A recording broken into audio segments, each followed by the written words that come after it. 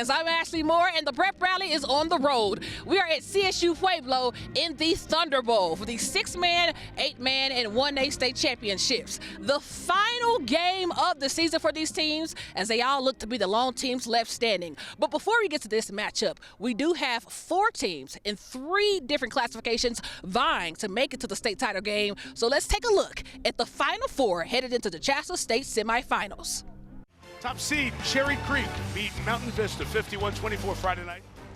What better way to kick off semifinals week than with a shout out on Sunday Night Football? We're going to the Final 4, baby. Let's go. The final 4 teams left standing in Class 5A, 4A, and 3A, all looking for a shot at a state title, like the 3A Holy Family Tigers. Semifinals! We blew out a team in the quarterfinals. It feels great. We haven't been here in forever. We haven't been past the second round in like 20 years. They'll face the Thompson Valley Eagles, who are rolling. Then there are the undefeated Green Mountain Rams, set to take on a hefty Lutheran team who made it all the way last season but lost in the final to Roosevelt. We really want to get that one back, and I think we're going to have a good chance of that this year. So yeah, definitely a bad taste.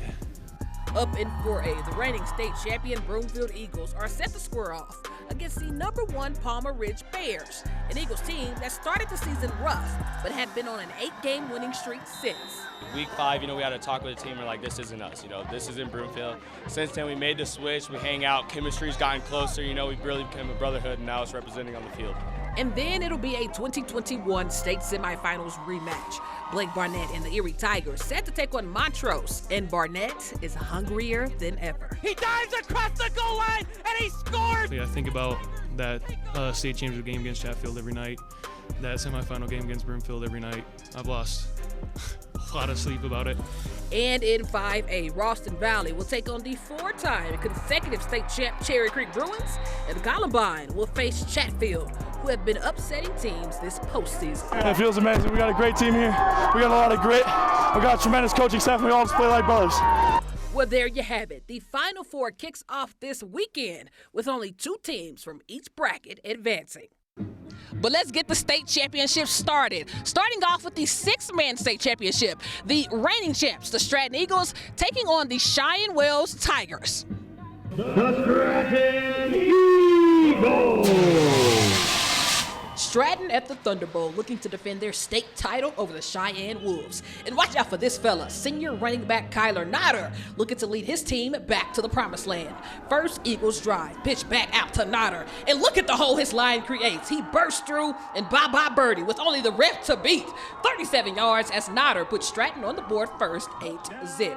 All right, so next Eagles possession, and this time it's Brody Webb. He gets the edge to the left, and another bird has escaped as Webb flies down the sideline to make it 16-0. And guess what? It will be more Eagles. I formation from the 41, and it's back to Notter on the right.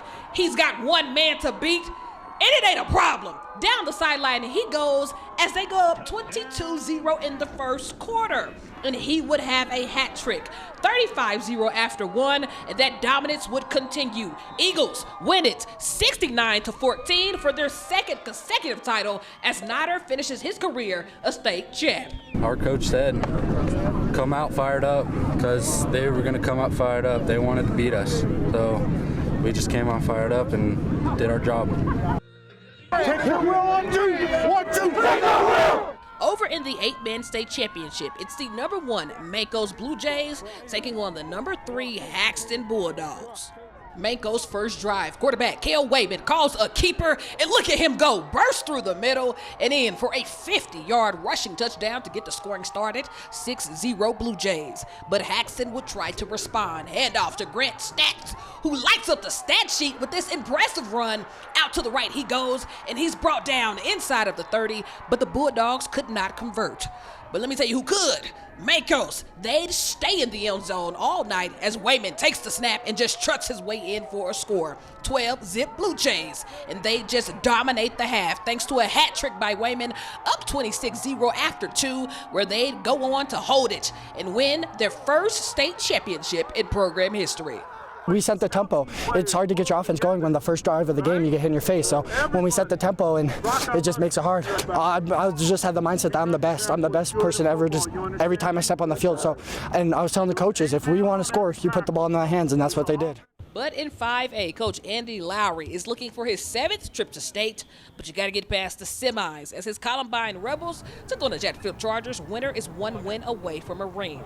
And Columbine strikes first. Reeve Holiday under center. And what a play design as he rolls right and hits James Celestin right in the chest. 7-zip Rebels. But here come the Chargers. Jake Jones floats one up to Landon Mueller, who picks up big yardage, and that will result to Chatfield kicking a field goal to make it 7-3. All right, so third quarter now, and it's a handoff to Josh Snyder, and up the middle he goes to make it 14-3.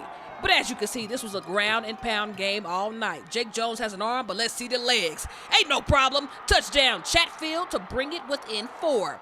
But what did I say about ground and pound? That's Columbine's offense as Snyder follows the pile in for a touchdown. But to the game changer, Jake Jones. Pass is out, and it's picked. Troy Johnson heads the other way as Columbine heads to the state championship game. It's playoff football. It's going to be close. It's never easy. I mean, obviously, earlier in the year we had 56, whatever. Playoff football is not like that. It's going to be a dogfight each and every rep, and just inspiring words that helped us come out and take care of it in the second half. Their undefeated season will be put to a test next Saturday, but for Coach Lowry, this team is special. The culture in our program, the leadership that our seniors have had, and the culture of our kids, just they love each other. They work hard. They're kids that you want to be around, and it's probably the most fun and enjoyable year I probably have had in my career, just easy-wise. But we have so much more action to get to this weekend. Another state title and, of course, some of those semifinals performances. But, of course, you can tune in tomorrow morning on the Sunday Morning Prep Rally for all that and more. That's all, folks. I'm Ashley Moore with the 9 News Prep Rally.